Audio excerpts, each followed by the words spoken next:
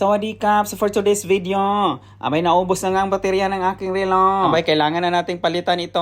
Dito nga pala ako sa isa sa pinakasikat na mall dito sa Thailand. At gawa nga ng holiday ngayon dito guys. So syempre napag-isipan kong mamasyal. Abay maraming ang taong namasyal sa araw na ito. Ayan na nga papasok na ako sa isang mall dito. Syempre pagpasok mo kainan na agad. Ay hindi pasok mo dito ay bubungad agad sa inyo ang maraming tiangge. Saan nagbibinta sila ng iba't ibang klaseng pagkain dito. Kagaya ng mga fishball at iba pa. At dito nga pala ako madalas pumupunta. At syempre kailangan mo ding magdala ng maraming pera. Tapat lang pala ng KFC guys ang shop kung saan ako magpapapalit ng baterya. At wala nga masyadong customer si kuya. Pang pinapalitan ni kuya ng baterya. Abay hindi mawawala ang selfie with kuya. Abay kung kayo ay nangangailangan ng baterya, unang makatubili pa at bumili na. At ayan na nga patapos na. Abay binigyan ako ng 1-year warranty ni kuya. Abay syempre kung mamasyal ka, abay hindi pwedeng mapasma ang iyong bituka. Kumain agad ako dito sa isa sa pinakapaborito kong fast food restaurant. Order nga pala ako ng Big Mac burger with French fries and Coke. At syempre sinamahan ko na rin sa aking paboritong pineapple pie.